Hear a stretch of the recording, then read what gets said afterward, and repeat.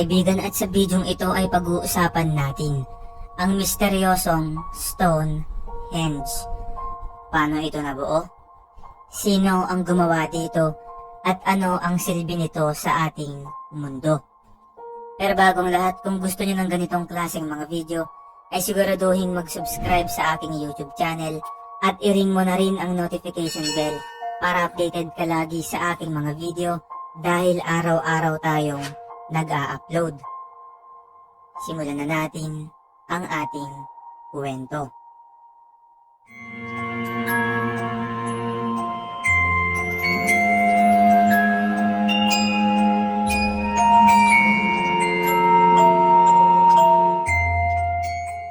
Mga kaibigan, ang Stonehenge ay isa sa pinakamisteryosong monument o structure dito sa ating mundo. Ito ay matatagpuan sa Salisbury Plain sa Wiltshire, England, na binubuo ng megalith.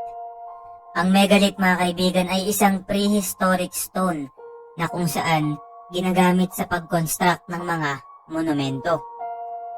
Ang nakakapagtaka dito, mga kaibigan, ay pinaniniwalaan ng mga archaeologist na nabuo ang Stonehenge 5,000 years ago. Wala pang Biblia, wala pang mathematics, engineering, architecture, at transportation. Kaya malaking katanungan kung paano at bakit ito binuo. Ang Stonehenge, mga kaibigan, ay binubuo ng 93 lumps of stone. Hindi pa kasama dyan ang mga nawawalang bato nito. Ang outer circle nito ay merong 60 sarsen stones, 30 ang nakatayo at 30 ang nakahiga sa taas nito na tinatawag na lintels, at may bigat na 22 tons ang isa, na kapag kinonvert natin sa kilos, ito ay 19,000 kilograms. Isipin mo na lang, kaibigan, kung gaano kabigat ang mga bato na to. At sa bigat nito ay makakabuo tayo ng mga tanong na paano ito nabuhat ng mga tao noon 5,000 years ago during Neolithic Age. Ibig sabihin, hindi pa naiimbento ang gulong. Isa pa, mga kaibigan, ayon sa ilang geologist, ay ang mga bato nito ay galing pa sa Preseli Mountains. Ang Preseli Mountains ay 120 miles o 193 kilometers ang layo mula sa kinatatayuan ng Stonehenge ngayon. Dahil ang mga bato na to ay doon lamang matatagpuan. Kaya ang tanong, na paano ito nadala mula Preseli Mountains papuntang Wiltshire na may layong 193 kilometers at sa bigat nito na 19,000 kilograms na walang ginagamit na transportation, ay isang malaking misteryo. Isa sa teorya, mga kaibigan, ay maaari na gumamit daw ang mga builders nito ng large wooden rollers para maidala ito mula Preseli Mountains papuntang Wiltshire. At ang teoryang ito ay posible at very interesting. Kaya lang, alam nyo ba, mga kaibigan, kung ano ang mangyayari sa kahoy kapag pinatungan mo ito ng isang bagay na may bigat na 22 tons? Ito ay mawawasak. Ibig sabihin, malabo na ito ang ginamit ng mga builders para mailipat ang mga megaliths na to na may layong 193 kilometers. Baka wala pang 1 kilometro ang nalalakbay nito, ay sira na agad ang wooden rollers. Ang pagkakagawa rin dito ay napaka-advance sa panahon noon. Ito ay merong tenons na may perpektong mortise holes para pagkonektahin ang uprights at lintels nito. Mga kaibigan, ang nakakabilib dito ay usually ang tenons at mortise holes ay ginagamit lang sa mga kahoy dahil mahirap itong ukitin. Kaya mapapaisip ka na lang kung paano ito nagawa sa mga bato na to na ang gamit lang ay primitive tools. Isa pa sa teorya, mga kaibigan, ay maaari na ang bumuo sa mga to ay mga giants. Sila ang nagbuhat mula Preseli Mountains papuntang Wiltshire.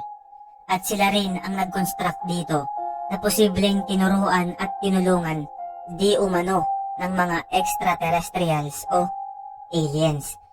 Dahil masyado itong advanced at masyado itong mahirap para sa mga tao kung tao man ang gumawa dito. Ngayon mga kaibigan ay ipagpalagay natin na giants o aliens nga ang may gawa dito. Ang tanong ay bakit nila ito ginawa? Ano ang silbi nito sa ating mundo? Isa sa mga teorya ay isa raw itong templo at sementeryo na ginagamit ng kung sino man ang nabuhay noon upang sambahin ang tinatawag nating creator. Isa pa ay sinasabi rin ng iba na baka raw ito ay representation ng ating solar system. At panghuli mga kaibigan ay pinaniniwalaang ang buong Stonehenge daw ay isang malaking astronomical calendar. During summer solstice o ang pinakamahabang araw sa buong taon ay nagkakaroon ng alignment ang ating araw, buwan at ang Stonehenge. Sisikat ang araw mula sa hillstone nito at titigil sa perfect position ng Sarsen Circle. Ibig sabihin lang nito mga kaibigan ay meron talagang dahilan kung bakit binuo ang Stonehenge at hindi lang coincidence na nakatapat ito sa alignment ng sunrise during summer solstice. Ito ay talagang sinadya. Take note mga kaibigan, nabuo ang Stonehenge noong panahong hindi pa nadidiskubre ang mathematics at engineering. Kaya napaka-advanced at intelligent ng kung sino man ang may gawa dito.